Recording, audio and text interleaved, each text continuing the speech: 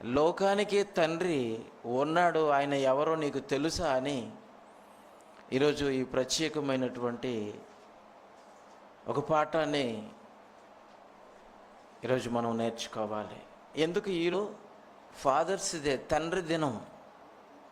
అఫాస్టఫియస్, fathers కాదు, తండ్రులు కాదు, తండ్రి దినం.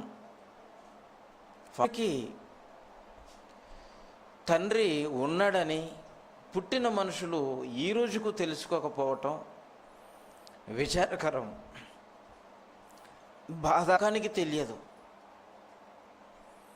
దేవుడంటే తండ్రి అని, దేవుణ్ణి మనము తండ్రి అని పిలవాలని, మనము ఆయన పిల్లలమని, అందుకనే మన కొరకు ఈ విశ్వాన్ని చేశాడు, కాలాలను రప్పిస్తున్నాడు. బ్రతకటానికి కావలసిన సమస్త సౌకర్యాలతో కూడిన ఋతువులను, కాలాలను రప్పిస్తూ మనల్ని బ్రతికించుకుంటున్నాడు, పోషిస్తున్నాడు. మనము భోజనం పెడుతున్నాడు, ఆయన పోషిస్తున్నాడు. మనమేమో ఎంతమందిని పోషిస్తున్నాం?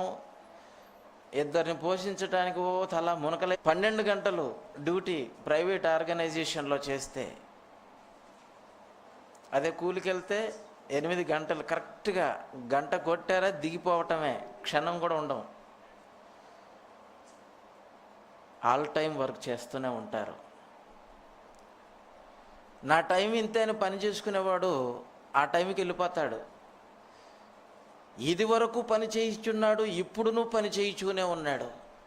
ఆయన నివసిస్తున్నటువంటి భూమిని కూడా పోషిస్తున్నాడు, బలుగా పెంచాడు. ఇంత ఉన్నతంగా ప్రతి మనిషిని దేవుడు కాపాడుతున్నాడు. ఆయన మనకు తండ్రి అని ఆలోచిద్దాం. ఎఫెసీ పత్రిక, ఎఫెసీలకు రాసిన పత్రిక 3వ అధ్యాయము 13వ వచనం 14వ వచనం చూద్దాం. ఎఫెసీలకు రాసిన పత్రిక 3వ అధ్యాయము 14వ వచనం. ఏ తండ్రిని బట్టి కుటుంబం అని పిలువబడుచున్నదో అని అన్నాడు. చూడండి, పౌలు గారు చెప్తున్నారు, భూమి మీద కుటుంబాలు, కాపురాలు ఉన్నాయి. ప్రతి మనిషి ఒక కుటుంబానికి చెందినవాడుగా ఉన్నాడు.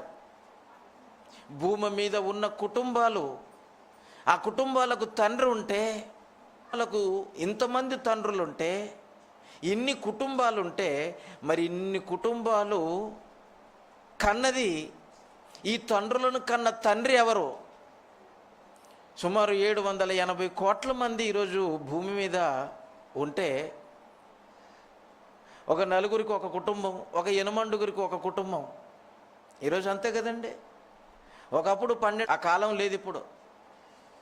ఇద్దరు భార్యాభర్తలు, ఇంకొకరు వద్దు, పిల్లలు కూడా వద్దు, అత్తమామలు ఎలాగ వద్దు, పిల్లలు కూడా వద్దు అని ఈరోజు పిల్లలు కనకుండా కదా, సోలో బ్రతికే బెటర్ అంట. ఇంకా పెళ్లి చేసుకోకుండానే బెటర్ అంటున్నారు. కుటుంబం, ఈ కుటుంబాలందరికీ ప్రారంభంలో ఒక తండ్రి ఉన్నాడన్న సంగతి తెలియట్లేదు. ఈ భూమి మీద పుట్టిన తొలి మానవుడు ఎవరో ఈ శాస్త్ర ప్రపంచానికి సిగ్గు చెప్పుకోవటానికి, ఒక మనిషి నుండి మనిషి వచ్చాడని చెప్పటానికి సిగ్గు.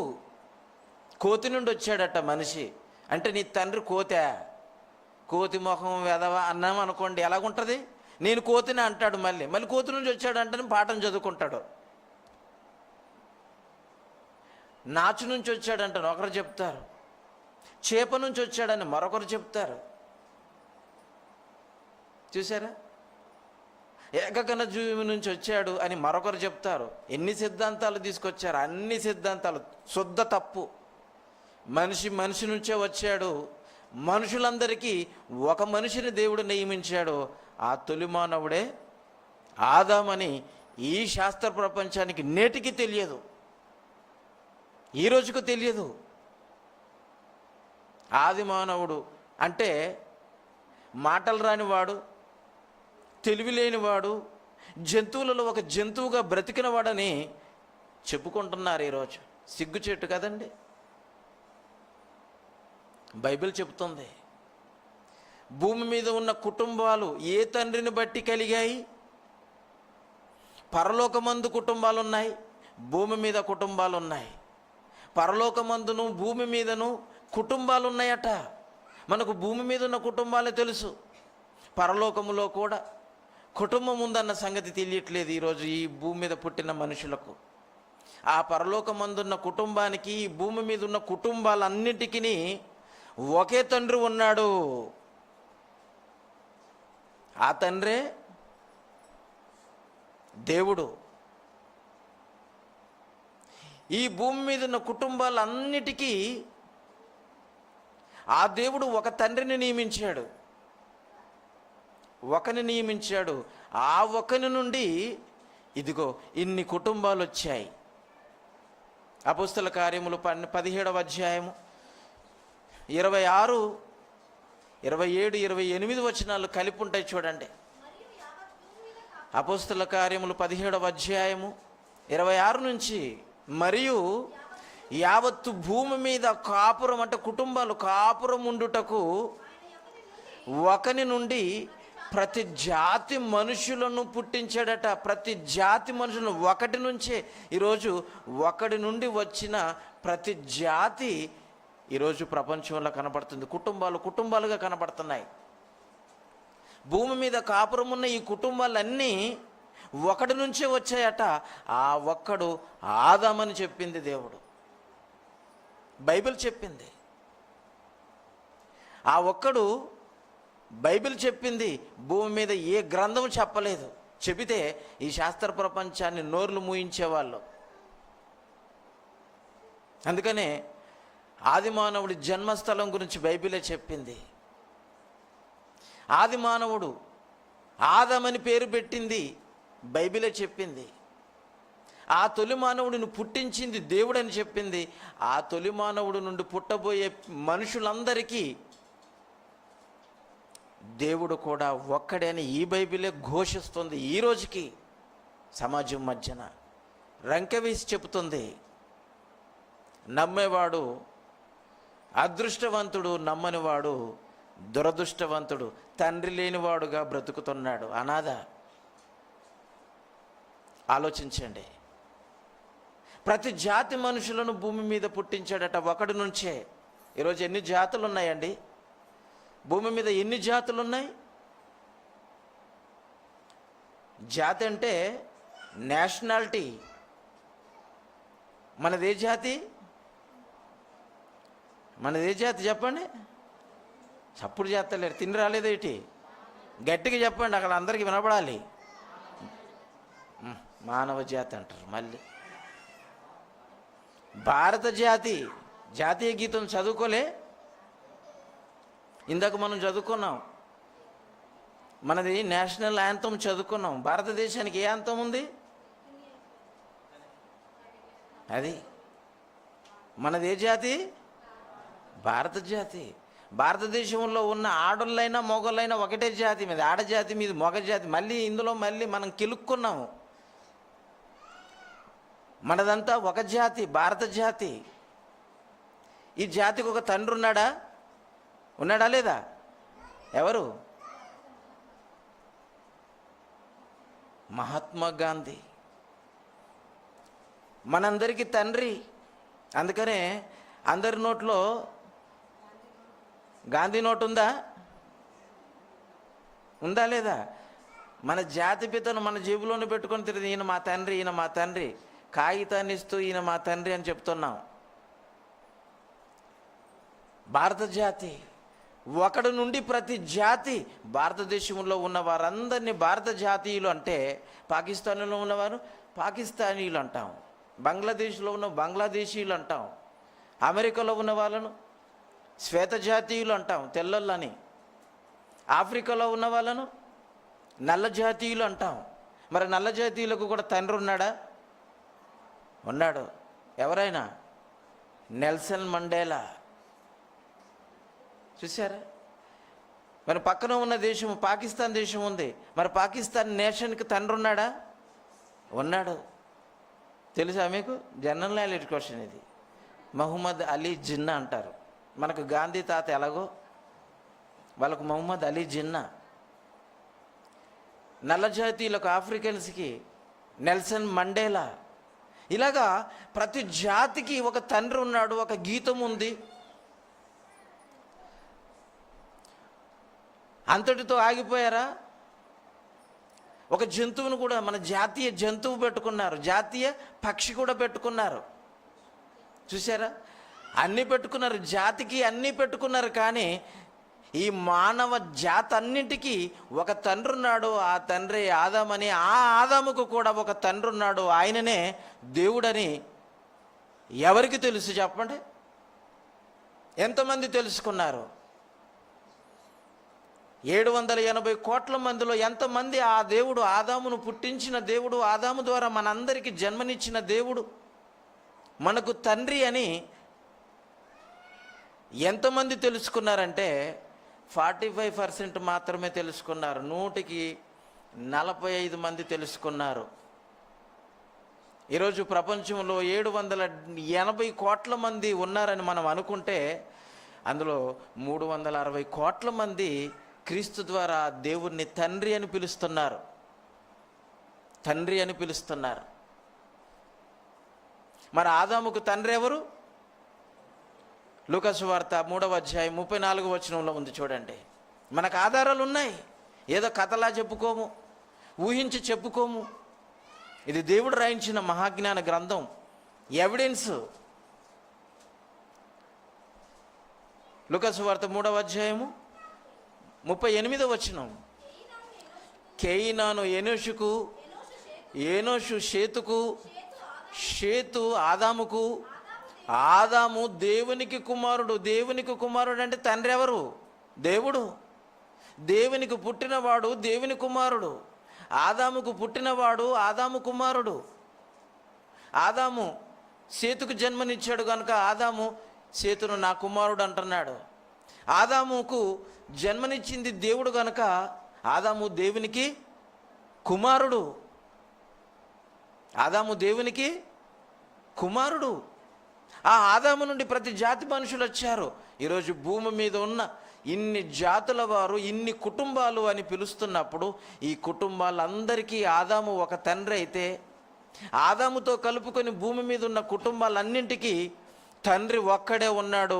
ఆయన పరలోకమందు ఉన్న కుటుంబానికి, భూమి మీద ఉన్న కుటుంబాలకును తండ్రి ఒక్కడే అని బైబిల్ చెప్పింది చూడండి.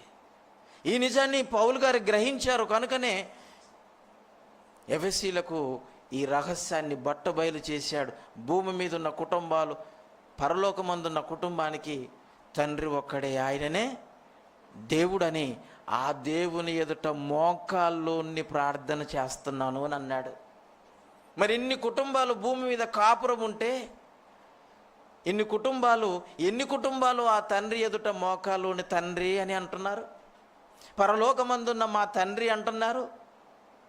పరలోకమందున్న కుటుంబానికి మాకును నువ్వే తండ్రి అని ఆ తండ్రి ఎదుట ఎంతమంది మోకరిల్లి ఆ తండ్రిని ఘనపరుస్తున్నారు ఆలోచించండి. ఇప్పుడు మనకు అర్థమైంది తండ్రులు ఎంతమంది? ఇద్దరు. ఒకరు శారీరక సంబంధమైన తండ్రి, మరొకరు ఆత్మలకు తండ్రి. మధ్యన ఇంకొకరు ఉన్నారు, ఇంకొక తండ్రి కూడా ఉన్నాడు. ఎవరా తండ్రి?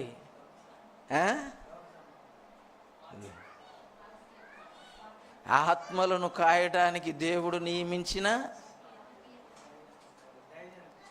దైవజనులు. అది మీకు ఆ లెక్కల్లో లేరు, మీరు ఆ లెక్కల్లో లేరు. తిమోతికి రాసిన మొదటి పత్రిక 2వ అధ్యాయము, 2వ తిమోతి పత్రిక 1వ అధ్యాయం 2వ వచనం చూడండి. విశ్వాసమును బట్టి నా నిజమైన కుమారుడగు తిమోతికి శుభం అంటున్నాడు చూడండి. పౌలు గారు నా ప్రియమైన కుమారుడగు తిమోతి అంటున్నాడు. తిమోతి నిజమైన కుమారుడట, మళ్ళీ అబద్ధం కాదు, ఉత్తుత్త కుమారుడు కాదు, నిజమైన కుమారుడు అంటున్నాడు.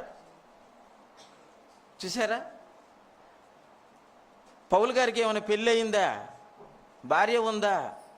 కాపురం ఉందా? పిల్లలు పుట్టారా? లేరే. మరి తిమోతి ఎవరి పిల్లలు? ఎవరి కుమారుడు? శారీరకమైన తల్లి ఉంది, తండ్రి ఉన్నాడు. తండ్రి గ్రీకు దేశస్థుడు, తల్లి యూదురాలు. ఆ ఇద్దరికి పుట్టినవాడే తిమోతి. మరి తిమోతి వారికి కుమారుడైతే నా నిజమైన కుమారుడు అంటని పౌలు గారు ఎందుకు పిలుస్తున్నాడంటే వాక్యము ద్వారా కన్న కుమారుడు. వాక్యము ద్వారా కన్న కుమారుడు అంటే ఇప్పుడు పౌలు గారు ఏమయ్యాడు? తండ్రి అయ్యాడు, ఆత్మీయ తండ్రిగా మారిపోయాడు. శారీరకమైన తండ్రి, ఆత్మలకు తండ్రి, ఈ ఇద్దరి మధ్యన ఆత్మలకు తండ్రి అయిన దేవుడు మరొక తండ్రి నియమించాడు. తీతుకు రాసిన పత్రిక 1వ అధ్యాయం 3వ వచనం చూడండి, గబగబ తీయండి. తీతుకు రాసిన పత్రిక 1వ అధ్యాయం 3వ వచనం.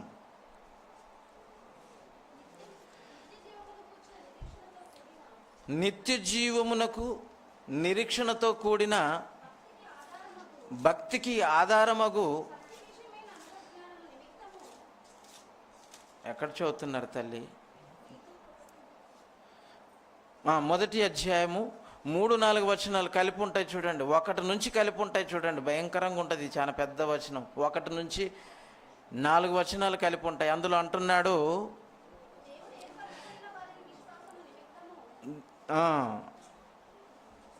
నిరీక్షణతో కూడిన భక్తికి ఆధారమగు సత్య విషయమైన అనుభవ జ్ఞానము నిమిత్తము దేవుని దాసుడును యేసుక్రీస్తు అపోస్తలుడు అయిన పౌలు మనందరి విశ్వాస విషయములో నా నిజమైన కుమారుడగు తీతు అన్నాడు చూడండి.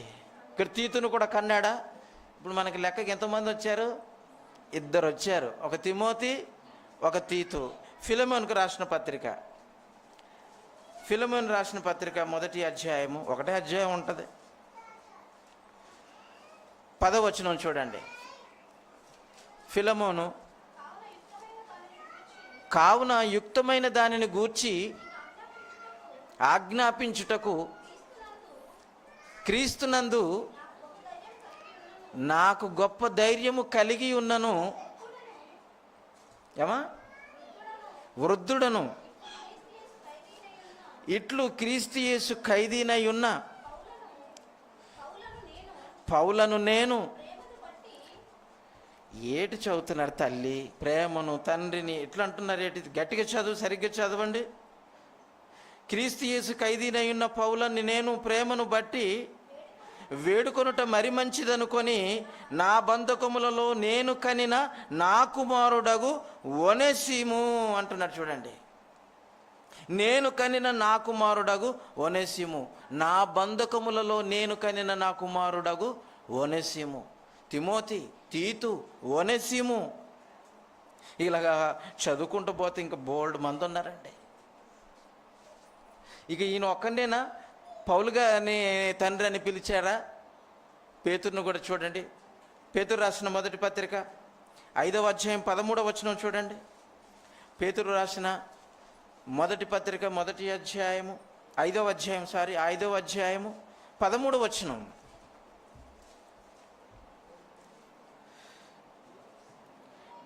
బబులోనులో నా వలె ఏర్పరచబడిన ఆమెయు నా కుమారుడైన మార్కును మీకు వందనములు చెప్పుచున్నారు అన్నారు చూడండి. ఇక్కడ పేతురుకి కుమారుడు కనపడుతున్నాడు, మార్కు. ఈయననే యోహానను మారు పేరు గల మార్కు. పౌలు బర్నబా మధ్యన గొడవ రేవటానికి ఈ మార్కే అక్కడ కారణమవుతాడు. చూసారా? పేతురు ఈ మార్కుని నా కుమారుడు అని అంటున్నాడు. అంటే శారీరకమైన తండ్రి ఉన్నాడు, ఆత్మలను కాయవారిని కూడా దేవుడు తండ్రి అని పిలిపిస్తున్నాడు. అందరికీ తండ్రిగా దేవుడున్నాడు. ఎఫెసీ పత్రిక, బైబిల్ అక్కడ ఎఫెసీ పత్రికలు చూడండి, 4వ అధ్యాయము 5వ వచనం. ఎఫెసీ పత్రిక 4వ అధ్యాయం 5వ వచనం. ప్రభువు ఒక్కడే, విశ్వాసము ఒక్కటే, బాప్తిజము ఒక్కటే, అందరికీ తండ్రి అయిన దేవుడు ఒక్కడే. ఆయన అందరికీ పైగా ఉన్నవాడై అందరిలోనూ వ్యాపించి ఉన్నాడండి. శారీరక సంబంధి ఒకరిలోనే ఉంటాడు. ఆత్మలకు కాపరి అయినటువంటి తండ్రిగా నియమింపబడిన కాపరి కూడా కొంతమందికే తండ్రిగా ఉంటాడేమో, కానీ అందరికీ తండ్రి, అందరిలోనూ, అందరిలో వ్యాపించి అందరి చేత తండ్రి అని పిలిపించుకునే ఒక తండ్రి ఉన్నాడు. ఆయన్నే దేవుడండి. మరి ఈ దేవుణ్ణి ఈ ప్రపంచం తండ్రిగా గుర్తించిందా? తండ్రి అని పిలుస్తుందా? ఆలోచించండి. సంఖ్యాకాండం 27వ అధ్యాయం 15వ వచనం చూడండి ప్రియులారా. సంఖ్యాకాండం 27వ అధ్యాయము 15వ వచనం. అప్పుడు మోషే యెహోవాతో ఇట్లనెను, యెహోవా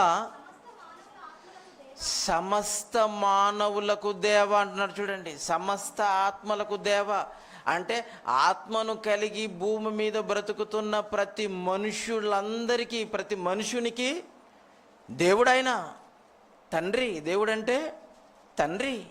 భూమి మీద యేసుప్రభు వారు వచ్చి చెప్పేంత వరకు ప్రపంచానికి దేవుడంటే తండ్రి అని తెలియదు. అందుకనే పరలోకమందున్న మా తండ్రి అని ప్రార్థన నేర్పించాడు. పరలోకమందున్న మా తండ్రి నీ నామము పరలోకములో పరిశుద్ధపరచబడుతుంది, భూమి మీద కూడా ఈ మనుషులందరూ తెలుసుకొని నిన్ను తండ్రి అని గుర్తించి ప్రతిదినము నిన్ను తండ్రి అని వేడుకుంటూ నిన్ను స్తుతించుదురుగాక అంటని ప్రార్థన చేశాడండి, నేర్పించాడు. తండ్రిని గూర్చి బయలుపరిచింది క్రీస్తు ఒక్కడే. చూసారా? మరి న్యాయాధిపతుల గ్రంథం కూడా ఒక మంచి మాట చూపిస్తాను. న్యాయాధిపతుల గ్రంథము 18వ అధ్యాయము 19వ వచనం. న్యాయాధిపతుల గ్రంథము 18వ అధ్యాయం 19వ వచనం. వారు నీవు ఊరకుండుము, నీ చెయ్యి ముక్కు మీద నోటి మీద వేలేసుకోమంటున్నారు. ఇశ్రాయేలీయులలో కొంతమంది ఏం చేశారంటే ఒక గృహదేవతను సృష్టించుకొని ఆ గృహదేవత ప్రతిమను ప్రతిష్ఠించుకోవడానికి లేవీయులలో పుట్టినటువంటి ఒక యాజకుణ్ణి, ఆ యాజకుడి పేరు మీకా, పైవచనంలో కనబడుతుంది మీకు. ఆ మీకా దగ్గర ఇంటికి వచ్చి ఆ యాజకునితో అంటున్నారు వీళ్ళు ఇశ్రాయేలీయులు. ఏమంటున్నారంటే, వారు నీవు ఊరకుండుము, నీ చెయ్యి నీ నోటి మీద వేసుకొనిము, మాతో కూడా నోటి మీద వేలేసుకొని మాతో కూడా వచ్చి మాకు తండ్రిగాను యాజకుడివిగాను ఉండుము. ఒక ఇంటి వానికే యాజకుడివై తండ్రివై ఉంటావా? అది నీకు మంచిదా? ఇశ్రాయేలీయులను ఒక గోత్రమునకే, ఒక కుటుంబమునకును యాజకుడివై ఉండుట మంచిదా అని అడుగుతున్నారట ఆ మీకాను. చూసి అప్పుడు ఆ యాజకుడు హృదయమున సంతోషించి ఆ ఏపోదు గృహదేవతలకు చెక్కబడిన ప్రతిమలకు పట్టుకొని, చూసారా, నువ్వు మా తండ్రివి, మా యాజకుడివి, ఒక ఇశ్రాయేలు ఇంటి వారికైనా ఒక గోత్రం వారికే నువ్వు యాజకుడిగా ఉంటావా? చూసారా, నువ్వు మాకు తండ్రివిగాను యాజకుడివిగాను ఉండు, మేము సృష్టించుకున్న గృహదేవతలను ప్రతిష్ఠించు, పూజలు చెయ్యి అని ఒక లేవి గోత్రికుల్లో పుట్టినటువంటి ఒక మీకాను బలవంతంగా మేము చెప్పినట్టు చెయ్యి, వేలు లేదా చెయ్యి నోటి మీద వేసుకొని నోరు మూసుకొని మా దగ్గరకు వచ్చి చెప్పిన పని చెయ్యి అంటున్నారు. చూడండి, ఇశ్రాయేలీలు మామూలు వీళ్ళు. తండ్రి కాని వాడిని తండ్రి చేసుకుంటున్నారు, దేవుని కాని వాడిని దేవుని సృష్టించుకున్నారు. ఇశ్రాయేలీలండి వీళ్ళు. వీళ్ళు చేస్తున్న దురాగతాలను దేవుడు చూసి భరించలేకపోయాడు. యావత్తు సృష్టిలో మనల్ని ప్రథమ ఫలముగా కంటే, నేను మీ తండ్రిని మీరు తెలుసుకోవాలి, మీలో నా ఆత్మ ఉందని, మిమ్మల్ని అందరినీ కన్నది నేనే అని, ఈ యావత్తు సృష్టిలో ప్రథమ ఫలముగా మీరే ఉండాలని సత్యవాక్యము వలన తన సంకల్పం ప్రకారము నేను మిమ్మల్ని కంటే, మీరేం చేశారు? నన్ను ఏం చేశారో చూడండి. ఏం చేశారట? ఇశ్రాయేలీలు దేవుని పిల్లలేనా? ఇశ్రాయేలీలు దేవుని పిల్లలుగా ఉన్నారా? ఆలోచించండి. ఒక తండ్రికి సంతోషం ఎప్పుడు పుడుతుందండి? లోకంలో ఒక పద్యం ఉంది. ఏంటిది ఆ పద్యం? పుత్రోత్సాహము తండ్రికి పుత్రుడు జన్మించినప్పుడు కలుగదు అంట. ఇది సుమతి శతకంలో ఒక పద్యం. పుత్రోత్సాహము పుత్రుడు పుట్టినప్పుడు ఆ ఉత్సాహం ఉండదట. జనుల కుమారుణ్ణి, ఆ పుత్రుణ్ణి గుర్తించి కనుగొని పొగడగా గదరా సుమతి అన్నాడు. చూడండి, అర్థమైందా? ఇది పద్యం. పుత్రోత్సాహము పుత్రుడు పుట్టగా కలుగదు, జనుల పుత్రుణ్ణి కనుగొని పొగడగా కలుగుతుందిరా సుమతి అని అంటున్నాడు. అంటే కుమారుడు పుట్టినప్పుడు, కుమారుడు అంటే బైబిల్ ప్రకారంగా కుమారుడు అంటే ఎవరు? స్వాస్థ్యం. కొడుకు పుట్టాడు కానీ గంతులేస్తారు, ఆడపిల్ల పుట్టిందనగా తల దించేసుకుంటారు. ఎందుకంటే కూడబెట్టాలి, ఇప్పటి నుంచి గల్లపేట సిద్ధం చేసుకోవాలని అనుకుంటారు. లోకం అలా తయారు చేసింది. స్వాస్థ్యము పుట్టగానే డబ్బులన్నీ వచ్చేస్తాయంటని ఖాళీ తయారు చేసి పెట్టుకుంటారు నింపటానికి. అదే కూతురు పుడితే ఆ పెట్టెలో రోజు ఇన్ని వేయాలి, చిట్టి వేయాలి. అప్పటి నుంచి వేసేస్తూనే ఉంటారు. ఒక పాలసీ తీసుకుంటారు, కట్టేస్తూనే ఉంటారు. పాలసీ పెరిగిపోతుంటుంది, అటు బిడ్డ పెరిగిపోతుంటుంది. ఆ టైంకి కరెక్ట్గా వచ్చేస్తాయట మెచ్యూరిటీ. అందుకనే ఎల్ఐసి వాళ్ళు, ఇన్సూరెన్స్ కంపెనీ వాళ్ళు మీ జనన మరణాల ఆఫీస్ దగ్గరికి వెళ్ళిపోయి మీ ఫోన్ నెంబర్లు కనుక్కొని, లేదా మీరు ఎక్కడైనా పెట్రోల్ కొట్టించినప్పుడు అక్కడ మీ నెంబర్ తీసుకుంటారు. షాపింగ్కి వెళ్ళిపోయినప్పుడు అక్కడ కూడా మీ నెంబర్, మీ దగ్గరకు వచ్చి నెంబర్ తీసుకుంటారు. తర్వాత పార్కింగ్లో మీరు బండి ఎక్కడైనా పెట్టిపోతే ఆ బండి నెంబర్ రాసుకొని, ఆ తర్వాత ఆర్టీఐ వాళ్ళకు ఈ బండి నెంబర్ కలిగిన ఫోన్ నెంబర్లు మాకు ఇవ్వండి అంటే వాళ్ళకి డబ్బులు కట్టేసి వాళ్ళు నెంబర్లు తీసుకుంటారు. తర్వాత తిన్నంగా ఏజెంట్లను పెట్టి మీకు ఫోన్లు చేయిస్తారు. మేము ఒక లెటర్ తీసాము, మీ నెంబర్ లక్కీలో వచ్చింది, మీకు పెద్ద గిఫ్ట్ ఇస్తాము, అక్కడ మా ఆఫీస్ ఉంది, అక్కడికి రండి అంటాడు. అక్కడికి వచ్చేస్తే ఎన్నిసార్లు, రోజుకు 3-4 సార్లు చేస్తారు. మంచి గిఫ్ట్ అండి, ఈ రోజేనండి, మరి మీరు అదృష్టం కోల్పోతారు, లక్కీ అండి అని అంటారు. అక్కడికి వెళ్ళిపోయి చూస్తే నెత్తికి బురద, నెలకు అర్ధగా మీకు చేసేస్తారు. అంతే. ఈ నెల కిస్తీ కట్టించే పనికి పెట్టేస్తారు. నేను అలాగనే బుక్ అయిపోయాను ఒక దగ్గర. ఏమండి, సిఎంఆర్ వెళ్ళాను వైజాగ్లో, బండి అక్కడ పెట్టేసి, సైమన్ 6 నెలల పిల్లాడు, నా నెంబర్ ఎక్కడ దొరికిందో నేను అనుకున్నాను, మీకు లక్కీ నెంబర్ వచ్చిందంటానన్నాడు. అబ్బో మా కుమారుడు అదృష్టమేమంటని మేము అనుకున్నాం. అక్కడికి వెళ్ళిపోయి చూస్తే పాలసీ అంట కట్టేశారు. సంవత్సరానికి 15,000 రూపాయలు కట్టాలి. ఇప్పటికి నేను కడుతూనే ఉన్నాను, ఇంక 2 సంవత్సరాలు అయితే అయిపోద్ది. చూసారా? పుత్రుడు పుట్టినప్పుడు సంతోషం కలగదు. ఆ పుత్రుని జనులు గుర్తించి ఆ కుమారుని మెచ్చుకొని పొగుడుతుంటే అప్పుడు కదరా నీకు సంతోషము అని ఒక పద్యము ఒక మహనీయుడు ఎవరో చక్కగా పాడారు. నిజాన్ని చెప్పాడు. ఆ నిజం బైబిల్ నిజం అండి. అది బైబిల్ నిజం. అది సుమతి రాశాడు, కానీ అది అక్షరాల బైబిల్లో ఉన్న నగ్న సత్యం. అది అందుకంటే ముందు ఒక మంచి మాట చూపిస్తాను చూడండి. మలాకి గ్రంథం 1వ అధ్యాయం 6వ వచనం చూడండి ప్రియులారా. మలాకి గ్రంథం 1వ అధ్యాయం 6వ వచనం, త్వరగా తీయండి. నేను మీకు తండ్రిని అయితే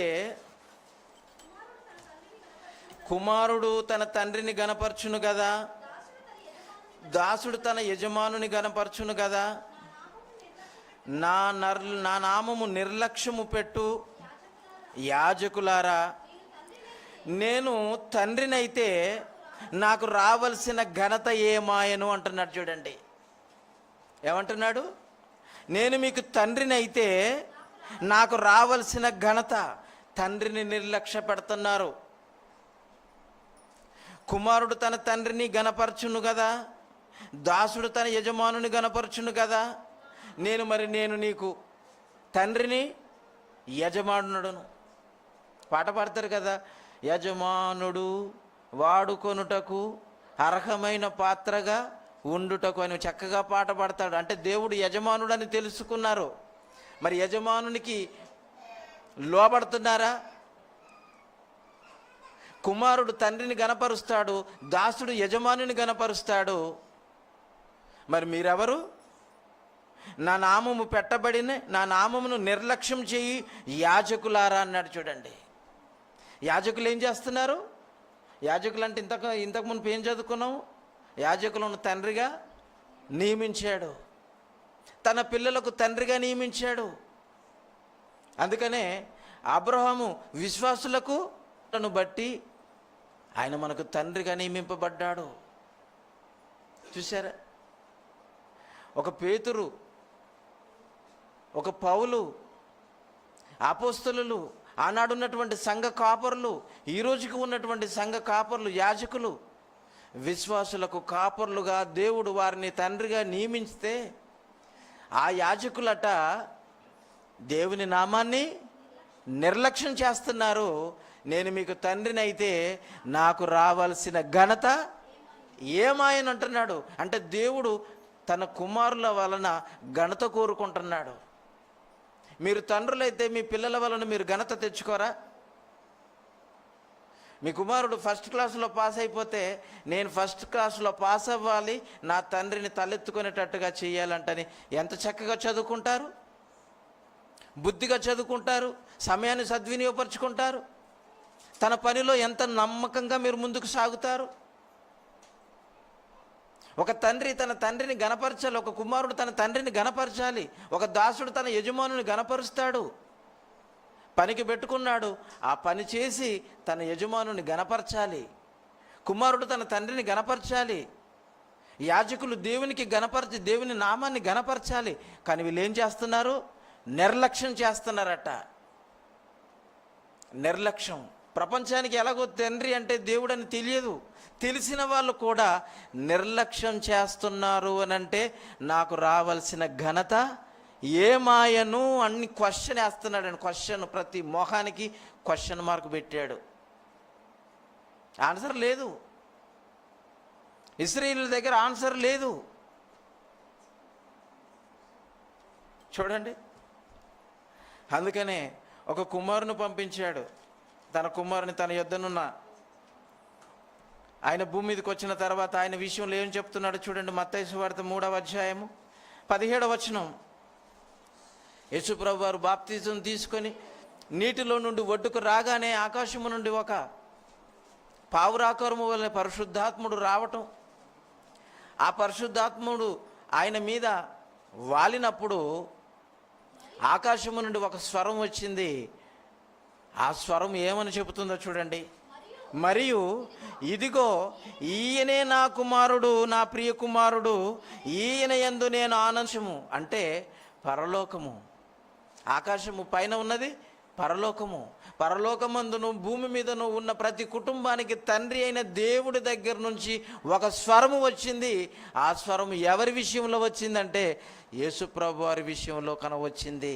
ఇదిగో ఈయననే ఈయననే ఈయననే. అంటే మీరంటున్నారు నాకు రావాల్సిన ఘనత నాకు తీసుకురావటం లేదు, నా మహిమ నిమిత్తం నేను మిమ్మల్ని పుట్టించుకున్నాను. ఏమాయను? నా మహిమ ఏమైంది? నా ఘనత ఏమయ్యింది? చూసారా? భూమి మీద పుట్టిన పిల్లలే తన తండ్రి గణపరచాలని అనుకుంటారు. ఆ తండ్రి మాట వినాలనుకుంటున్నప్పుడు మరి వాట్ అబౌట్ హెవెన్లీ ఫాదర్? ఆయన మాట ఏంటిది? ఆయన నామాన్ని నిర్లక్ష్యం చేస్తారా? అందరూ నిర్లక్ష్యం చేస్తున్నారు. ఇక్కడ కూర్చున్న వాళ్ళు అందరూ నిర్లక్ష్యం చేస్తున్నారు. ఈ నో డౌట్. పరీక్షలు రాస్తున్నారా? ఎంతోమంది కూర్చుంటారు. పరీక్షలు ఎంతోమంది రాయరు. భయం. అదే బీటెక్లు, ఎంటెక్లు, 10th క్లాసులు ఇప్పుడు ఉపవాసం ఉండి వాక్యం దగ్గరికి వచ్చేస్తే ఇంకంతే సంగతులు. ఇదా ఎందుకు కూడు పెడుతుందా? కూడు పెడుతుంది ఈ వాక్యం అన్న సంగతి లోకానికి తెలియదండి. వాక్యం వలననే ఈ లోకం పుట్టింది. లోకములో కలిగినదంతా ఈ వాక్యమును బట్టే కలిగింది. వాక్యమును బట్టి కలిగిన దాన్ని 3 పూట్ల కడుపారా అనుభవిస్తున్నప్పుడు డైరెక్ట్గా ఆ వాక్యాన్ని దగ్గరికి వచ్చేసరికి కూడు పెడుతుందా అంటారేటండి? ఆలోచించండి. నిర్లక్ష్యమా? నేను మీకు తండ్రిని అయితే నాకు రావాల్సిన ఘనత కోరుకుంటున్నాడండి. నన్ను ఘనపరిస్తే నేను నిన్ను ఘనపరుస్తాను. మీరు నన్ను మహిమపరిస్తే నేను మిమ్మును మహిమపరుస్తానన్నాడు. మరి ఈరోజు ఎంతమంది దేవుని నిర్లక్ష్యపడుతున్నారు, దేవుని అవమానపరుస్తున్నారు? ఒకనాడు ఇశ్రాయేలీయులు ఏం చేశారో చూడండి. మళ్ళీ ఏం చేశారో 106వ కీర్తన 20వ వచనం చూడండి. 106వ కీర్తన. దేవుడి బాధ కదండి ఇది. ఆయన కడుపు కోత కదండి. సృష్టిలో ప్రథమ ఫలముగా ఉండాలని సమస్త జీవరాశులన్నింటికంటే గొప్పవాడిగా సృష్టిస్తే ఆ సృష్టించిన తండ్రినే ఏం చేశారో దేవుడు చెప్పుకోలేని మాట రాయించాడండి. ఆయన బాధపడుతూ రాసిన మాట, రాయించిన మాట. 106వ కీర్తన 20వ వచనం. తన మహిమాస్పదమును గడ్డి మేయు ఎద్దు రూపమునకు మార్చేశారట. చూడండి, తన మహిమాస్పదమును గడ్డి మేసి ఎద్దు రూపానికి మార్చేశారట. దేవుణ్ణి ఏ రూపంలోనికి తెచ్చారు? తండ్రిని ఏ రూపంలోనికి మార్చేశారు? గడ్డి మేసి ఎద్దా అంటే నువ్వు వేసిన గడ్డి అది తినాలి, నువ్వు ఎత్తిన కాడి ఎత్తుకోవాలి, కూర్చోమంటే కూర్చోవాలి, నడవమంటే నడవాలి, నువ్వు కొట్టితే భరించాలి. అంటే దేవుణ్ణి ఎలాగనుకున్నా అంటే మనుషులు దేవుణ్ణి చెప్పు చేతుల్లో పెట్టుకున్నారు. చూసారా? చెప్పు చేతుల్లో పెట్టుకున్నారు. దేవుడు బాధపడట్లేదండి. నా మహిమాస్పదమును గడ్డి మేసి ఎద్దు రూపంలోనికి మార్చేశారట. అంటే సిరాయి కొండ మీద ఆయన మోషేకు ఆజ్ఞలిస్తున్నారు. ఇక్కడంతా విలువైన బంగారాన్ని, ముక్కు పోగులను, కాళ్ళు ఏమంటే వాళ్ళ ఒంటి మీద ఉన్నటువంటి బంగారాన్ని అంతటిని తీసి ఆ యాజకుడు ఏం చేశాడు? ఎవరు? అహరోను. యాజకుడిగా కదా, అహరోను కుటుంబమే కదా యాజకత్వం చేసింది. ఏం చేశాడు ఆ మహనీయుడు?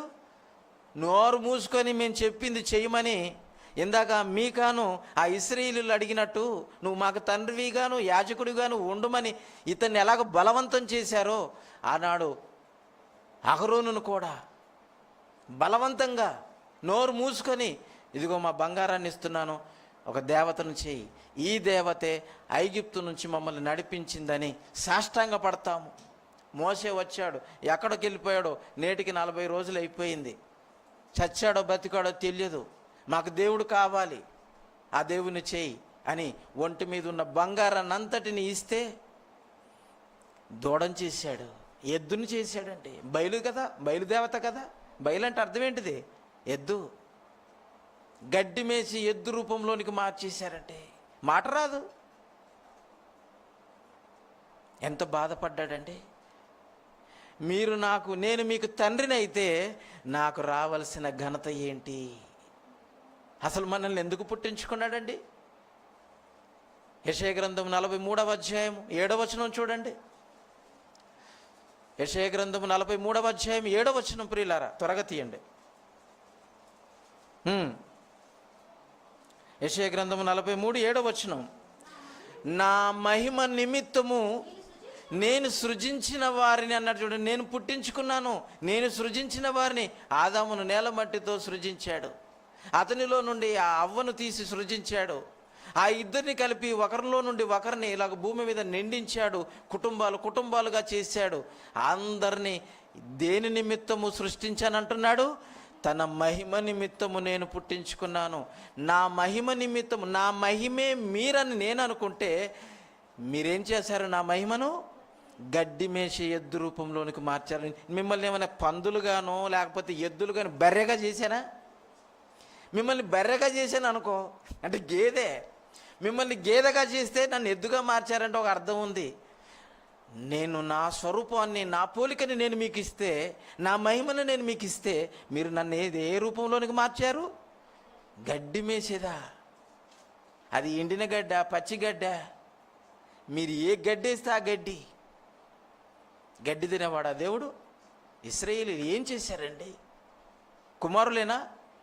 నా స్వాస్థ్యం అన్నాడు కదా, ఇశ్రాయేలీయులు నా కుమారులు అన్నారు కదా. ఆ తండ్రికి రావాల్సిన ఘనత ఇవ్వటం మాత్రమే కాకుండా ఒక ఉన్న మహిమను జంతువుల రూపంలోనికి తీసుకొచ్చారండి. ఈరోజు ప్రపంచవ్యాప్తంగా దేవుని రూపాన్ని ఎన్ని రూపాలుగా మార్చేశారో లెక్కే లేదు. ప్రతి మనిషి చెక్కుతూనే ఉన్నాడు దేవుని రూపాన్ని. ఏ రూపంలో చెక్కుతున్నాడో ఆ రూపాలను ఈరోజు చతుష్పాద జంతువులంటని ఒక మాటలో చెప్పవచ్చు. ఆలోచించండి ప్రియులారా.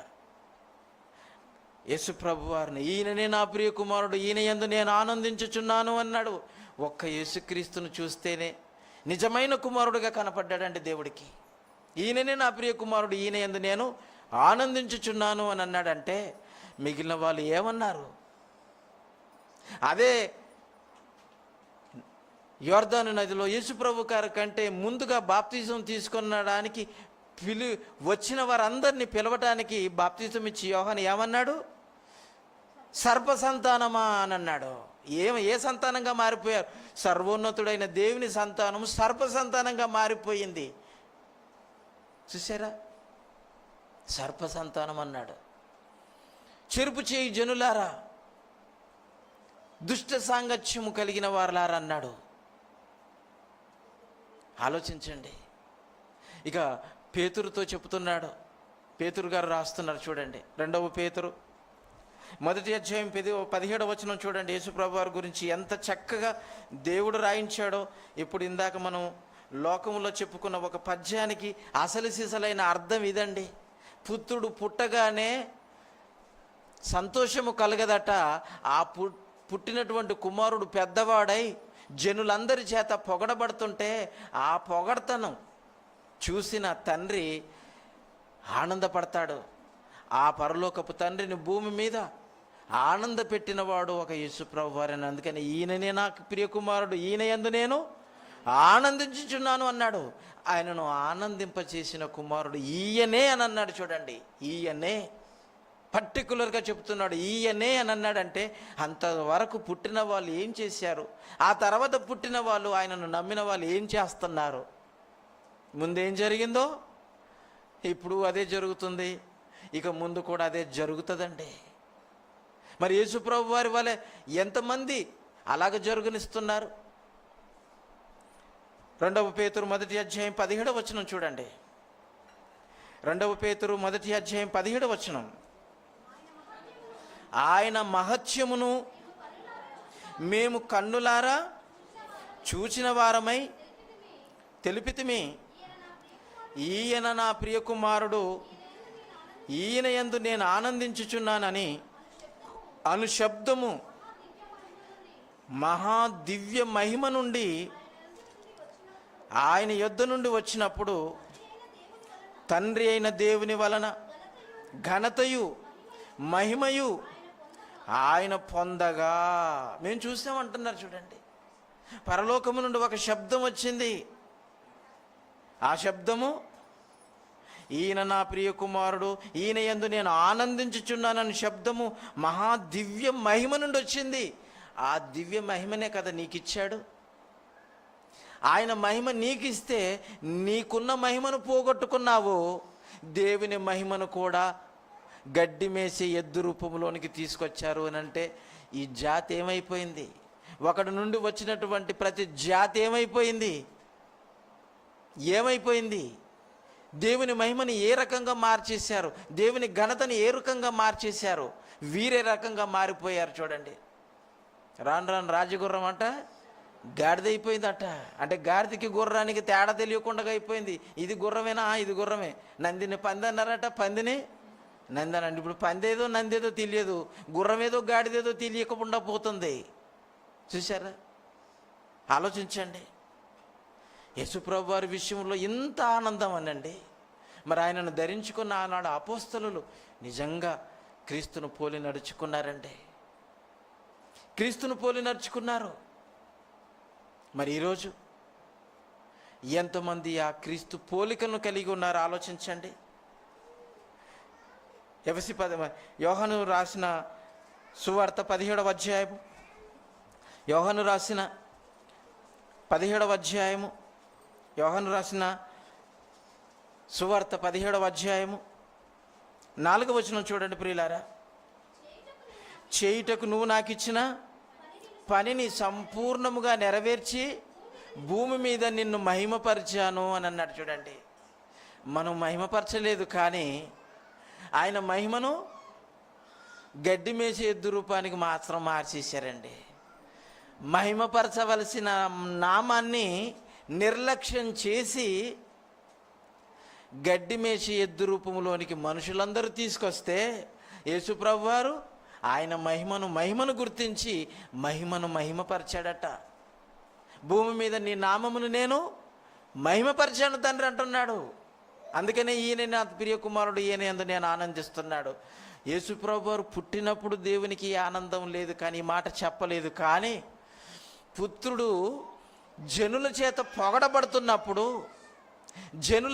పొగడబడుతున్నప్పుడు ప్రపంచం మనుషులలో ఈరోజు 770 కోట్ల 80 కోట్ల మంది ఉంటే దాదాపు 380 కోట్ల మంది ఈరోజు క్రీస్తును ద్వారా తండ్రిని మహిమపరుస్తున్నారా లేదా? ఈ జనులందరూ అబోవ్ 50%, నియరెస్ట్ 50% పైనే ఉంది. ఈరోజు ప్రపంచ 750 కోట్ల జనాభాలో సగానికి పైగా ఈరోజు క్రీస్తు ద్వారా తండ్రి అయిన దేవుణ్ణి మహిమపరుస్తున్నారు. అంటే జనులందరూ యేసుప్రభు వారిని ఈరోజు ఏం చేస్తున్నారు? పొగుడుతున్నారు. ఆ కుమారుని పొగుడుతున్నప్పుడు అప్పుడు కదా తండ్రికి ఆనందం, పుత్రోత్సాహం అప్పుడు కదా. మరి మీ తల్లిదండ్రులకు మీరు పుత్రోత్సాహం తీసుకొస్తున్నారా? దరిద్రుడు ఈడు ఎందుకు పుట్టాడరా బాబు, మాట వినడు అంటాను అనిపించుకుంటున్నారా? చూసారా? ఈరోజు పిల్లలు ఎలాగున్నారు? తండ్రులని చంపేసే వాళ్ళుగా తయారైపోయారు. నువ్వేం చేసావు? నన్ను పెంచావా? పెరిగింది 6 అడుగుల ఎత్తు, ఏం చేసావు తండ్రిని అడుగుతాడు. నాకేం చేసావు అని అడుగుతాడు. ఏం చేసావేట్రా ఇంత పెద్దగా చేసానంట, నువ్వు చేసావా మరి అని అంటాడు. అంటే ఏం సంపాదించి ఇచ్చావు అంటాడు. చూసారా? పిల్లలండి. ఈ తండ్రిని గణపరచని తండ్రిని గణపరచని పిల్లలు, ఆ తండ్రిని గణపరచని పిల్లలు ఈరోజు ప్రపంచంలో కోట్లల్లో ఉన్నారు.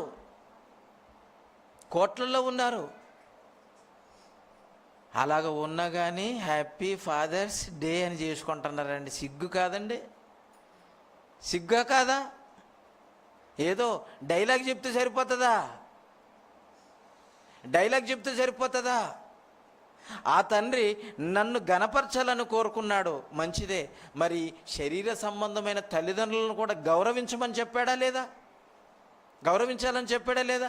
ఈ తండ్రిని కూడా ఈ తల్లిని కూడా మీరు గౌరవించండి. వీరిని మీరు గౌరవిస్తే నన్ను గౌరవించినట్టే, మా ఇద్దరిని గౌరవిస్తే నువ్వు దీర్ఘాయుష్మంతుడు అవుతావురా బాబు అంటని చేతులెత్తి దీవిస్తానంటని చెప్పాడండి. ఎఫెసీ పత్రిక 6వ అధ్యాయము 2-3 వచనాలు చూడండి ప్రియులారా. నీకు మేలు కలుగునట్లు నీ తండ్రిని తల్లిని సన్మానం చేయంటున్నాడు. సన్మానించడం అంటే షాలు కప్పి పూలదండలు వేయడం కాదు. వాళ్ళ మ్యారేజ్లోనో వాళ్ళ పుట్టినరోజులను ఏదో 10 మందిని పిలిచేసి వారి ఎదుట ఒక చీర పెట్టో, ఒక ప్యాంటు పెట్టో, లేకపోతే ఒక దండేసో, ఒక షాలు కప్పో, షష్టి పూర్తి చేసో, ఇది కాదు సన్మానించటం అంటే. యేసుప్రభు వారు తండ్రిని ఎలాగ మహిమపరిచాడో, ఆయన ఇచ్చిన పనంతటిని చేసి అలాగున ఈ తల్లిదండ్రులను కూడా మనం గౌరవించాలి. చూసారా, నీ తల్లిని నీ తండ్రిని సన్మానించుము, నువ్వు దీర్ఘాయుష్మంతుడు వగునట్లు నీ తల్లిని నీ తండ్రిని సన్మానించుము అన్నాడు. అంటే ఆ తండ్రి ఈ తల్లిదండ్రులను కూడా గౌరవించంటున్నాడు. ఎంత మంచి తండ్రి అండి ఆయన. మనల్ని భూమి మీద పుట్టించుటకు ఆయన ఏర్పరచుకున్న ఈ తల్లిదండ్రులు, ఆ తల్లిదండ్రుల ద్వారానే నిన్ను భూమి మీద కన్నాను కనుక నిన్ను కన్న నీ తల్లిదండ్రులను కన్న నన్ను తండ్రిగా గుర్తించు. నిన్ను కన్నా ఈ భూమి మీద శారీరక సంబంధమైన తండ్రులను సన్మానించు. నీ ఆత్మను కాయుచున్న నీ ఆత్మీయ తండ్రిని కూడా సన్మానించి గౌరవించంటే ఎంతమంది అండి ఈ స్టేటస్ ఏమైనా గుర్తించిందా ఈ ప్రపంచం? మీ ఆత్మలకు కాపరి అయిన తండ్రిని గుర్తించిందా? ఆయన వచ్చేస్తాడు. చూసారా ఈరోజు ఎలాగున్నదంటే ఇంక చెప్పటం మామూలుగా లేదు. తల్లిదండ్రుల మీద తిరగబడుతున్నారు, గురువుల మీద తిరగబడుతున్నారు, దేశం మీద తిరగబడుతున్నారు, ద్రోహులుగా మారిపోతున్నారండి. చూసారా, తండ్రిని ఎవడైనా తప్పు పట్టగలడా? దేవుణ్ణి ఎవడైనా తప్పు పట్టగలడా? మరి మన వాళ్ళు అంత పెద్దగా అయిపోయారు, దేవుని కంటే పెద్దవాళ్ళు అయిపోయారు. కన్నా తల్లిదండ్రులకే పాఠాలు చెప్పేవారుగా తయారైపోయారు. నీకేం తెలియదు ఊరుకో అంటారు. అంటారా లేదా? నోరు మూయి అంటారు. వయసులో లేడు కాబట్టి నోరు మూసుకొని కూర్చుంటున్నాడు. వయసులో ఉంటే మరి మామూలుగా ఉండదు. గువ్వ గుయ్యం అన్నది అప్పటికే గుర్తుకుని ఉండిపోయినాడు, మర్చిపోతారు. ఆలోచించండి. చివరిగా 100వ కీర్తన చూడండి. ప్రపంచానికి చెప్తున్నాడు, మీ తండ్రి ఎవరో చెప్తున్నాడు, ఎవరికి ఫాదర్స్ డే చేయాలో చెప్తున్నాడు. 100వ కీర్తన మొదటి నుంచి అధ్యాయం అంతా చదవండి. ఇది స్పెషల్ అధ్యాయం అండి ఇది. కీర్తనల గ్రంథము 100వ అధ్యాయం. 100 కదండి, దీర్ఘాయుషు కలిగినది కదా. 100 అంటే దీర్ఘాయువుకి సంబంధించింది కదా. మరి నువ్వు దీర్ఘాయుషును కలిగి ఉంటావో ఈ అధ్యాయం నీ జీవితంలో నెరవేరితే నిత్య జీవానికి పాత్రుడు అవుతావు. లేకపోతే నిత్య నాశనానికి 100 years ఉంటాయి. అంటే నిత్య జీవం కలిగిన వాడుగా ఉంటావు నరకంలో. ఆ మాట చూడండి. సమస్త దేశములారా యెహోవాకు ఉత్సాహధ్వని చేయుడి, సంతోషముతో యెహోవాను సేవించండి అంటున్నాడు. ఆయన సేవించండి, మీ తండ్రి ఆయన. సమస్త దేశములారంటున్నాడు. భూమి మీద యావత్తు భూమి మీద కాపురమున్న ఒకడి నుండి వచ్చిన ప్రతి జాతి మనుషులతో దేవుడు చెప్తున్నాడు. భూమి మీద కాపురమున్న సమస్త దేశములారా అంటే సమస్త మనుషులారా యెహోవాకు ఉత్సాహధ్వని, ఉత్సాహధ్వని, ఉత్సాహముతో కూడిన ధ్వని ఉండాలి, సంతోషముతో కూడిన ధ్వని ఉండాలి. యెహోవాను సేవించటం కూడా ఉత్సాహ ధ్వని చెయ్యాలి, సంతోషముతో ఆయనను సేవించాలి, ఉత్సాహ గానము కూడా చేయాలట. చూడండి, పాట పాడాలట తండ్రికి. మీకేమో హ్యాపీ బర్త్డే అంటాను పాట పాడతాడు, మీరేం పాట పాడతారు? ఏం పాట పాడతారు చెప్పండి? ఏం పాట పాడతారు? ఘనపరిచే పాట. నీ తండ్రికి ఉత్సాహ గానము చేయాలి, ఉత్సాహ గానము చేయాలి. ఉత్సాహ గానము చేయించు హ్యాపీ ఫాదర్స్ డే అనుకుంటూ రావాలట. ఎంతమంది వచ్చారండి అలాగా?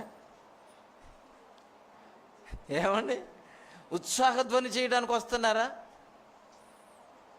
ఏదో అలాగే వెళ్ళాలి కాబట్టి, ఈరోజు సెలవు ఉంది కాబట్టి, ఏ పని లేదు కాబట్టి, ఎవడు మనకి ఇన్విటేషన్ ఇవ్వలేదు కాబట్టి, లేకపోతే పెళ్ళిళ్ళు జరుగుతున్నాయి నీకు రాకపోతే అక్కడ పెళ్ళి ఆగిపోతున్నది అన్నట్టుగా బిల్డప్ ఇస్తారు అక్కడోళ్ళు.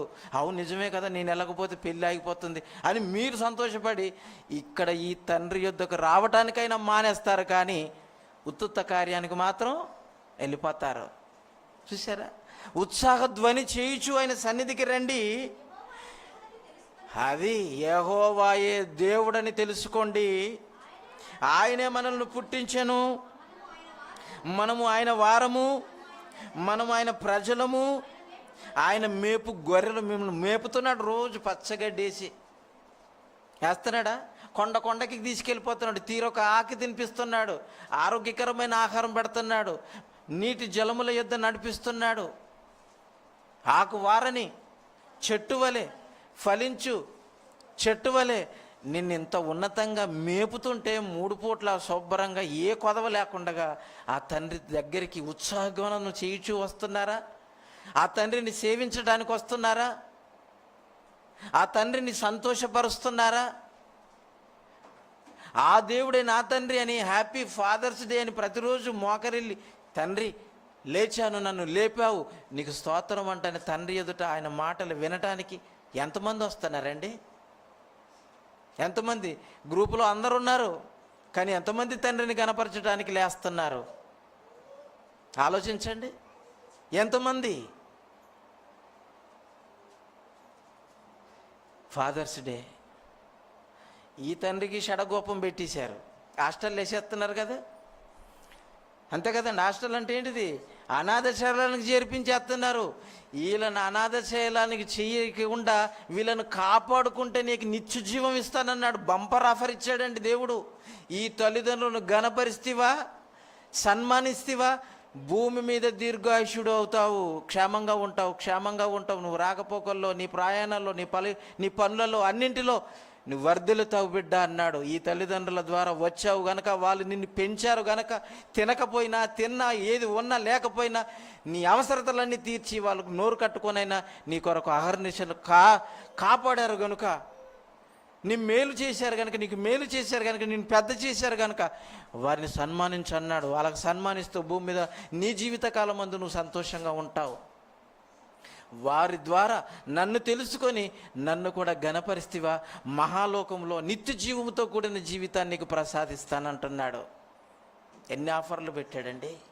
ఈ తల్లిదండ్రులను ఘనపరిస్తేవా, ఆ తండ్రిని ఘనపరిస్తేవా, మరి మీ ఆత్మలకు తండ్రి అయినా మీ యాజకుని, మీ కాపరిని, ఆయనను కూడా దుఃఖపరుస్తారా? చూసారా? హెబ్రీలకు రాసిన పత్రిక 13వ అధ్యాయం 17వ వచనం చూడండి. ఆ తండ్రిని కూడా ఎలాగ దుఃఖ పెడుతున్నారో చూడండి. హెబ్రీలకు రాసిన పత్రిక 13వ అధ్యాయము 17వ వచనం చూడండి. వాళ్ళేలాంటి వాళ్ళు? ఈ తల్లిదండ్రులకి ఏ లెక్కలు ఉన్నాయో తెలుసు. మీ పైన నాయకులుగా ఉన్నవారు లెక్క ఒప్పచెప్పవలసిన వారి వలె మీ ఆత్మలను కాయుచున్నారు. వారు దుఃఖముతో మీ ఆత్మలను కాపాడే పని చేస్తే మీకు నిష్ప్రయోజనం, అంటే మీరు నిష్ప్రయోజనం అయిపోతారట. చూడండి, ఒక కాపరి బాధపడితేనట నిష్ప్రయోజనం అయిపోతుందట మీ పని. మీ కొరకు పడిన కష్టం అంతా నేలపాలైపోతుందట. చూడండి, నిష్ప్రయోజనం అయిపోతుందట. ప్రతిరోజు తెల్లవారు లేచి డిప్లొమా నుంచి మాస్టర్ థియాలజీ వరకు పాఠాలు చెబుతుంటే నేను పడిన కష్టం దుఃఖంతో చేస్తున్నానా అని అనుకున్నాను అనుకోండి, చివరి క్షణంలోనికి వచ్చేసరికి మీకు నిష్ప్రయోజనం అయిపోతుందట.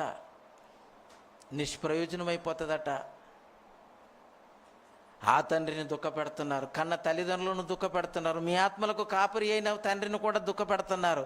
అందరి దుఃఖ పెడితే ఏమంటారండి లోకంలో? అందరు ఉసురు పోస్తున్నారంటే ఏమైపోతాడు చెప్పండి? ఏమండి, అందరు ఉసురు ముడుతుందరా నీకు అంటారు. చూడండి, అంటే నరకానికి సిద్ధం అన్నట్టు. చూసారా? ఆలోచించండి. ప్రతి ఒక్కరు మిమ్మల్ని తిట్టుకున్నారు అనుకోండి, ఆ తిట్లు ఏమైపోతాయి? శాపాలు అయిపోతాయి. అడుగడుగున ఏదైనా జరిగిన నష్టం ఉందనుకో, వాళ్ళు తిట్టినందుకే నీకు స్ట్రైక్ అయిపోతుంటుంది, బుర్రకు అది నొక్కుతుంటుంది. అమ్మ, అందుకనే ఇది దెబ్బ తగిలింది. ఎన్ని దెబ్బలు తగిలాయో అంతమంది చేత దెబ్బ తిన్నావని అనిపోతాం. చూసారా ప్రియులారా? ఫాదర్స్ డే అంటే ఏంటిది అనుకుంటున్నారు? ఇది ఎంతమందికి తెలుసుకొని ఆ ఫాదర్ని తండ్రిగా గుర్తించి ఆయనకు రావాల్సిన ఘనత, ఆయన మహిమకు రావాల్సిన కీర్తి, ఆయన పరిశుద్ధుడు కనుక మీరు పరిశుద్ధులుగా ఉండాలన్నాడు, కోరుకున్నాడు. ఇదే కదండి ఆ తండ్రి కోరుకున్నాడు. ఆయన సంపూర్ణుడు కనుక మీరు సంపూర్ణులుగా ఉండాలని కోరుకున్నాడు. ఆయన పాపం లేనివాడుగా పరిశుద్ధుడుగా ఉన్నాడు కనుక మీరు కూడా పాపము లేనివారుగా పరిశుద్ధులుగా ఉండాలని కోరుకున్నాడు. అందుకనే క్రీస్తును మన యొద్దకు పంపించి మనల్ని కాపాడటానికి తన ప్రాణం పెట్టించాడు, తన కుమారుని ప్రాణం పెట్టించాడు. ఆయన రక్తంలో కడగబడి పరిశుద్ధులుగా తీర్చబడి ఆ క్రీస్తు ద్వారా తండ్రికి మనము ప్రియమైన పిల్లలుగా మారిపోయిన తర్వాత కూడా ఇప్పుడు ఉన్న తండ్రులందరినీ మనం గౌరవించాలి. ఏ తండ్రిని నిర్లక్ష్యం చెయ్యకూడదు, నా నామమును నిర్లక్ష్యం చేయకూడదు. దుఃఖపడితే ఈ తల్లిదండ్రుల ఉసురు ముడుతుంది, ఆ తండ్రిని ఉసురు ముడుతుంది, అందరూ ఉసురు పోసుకొని ఏమైపోతారండి? ఏమైపోతారు చెప్పండి? ఏమైపోతారో మీకే నిర్ణయం ఇచ్చి పెడుతున్నాను.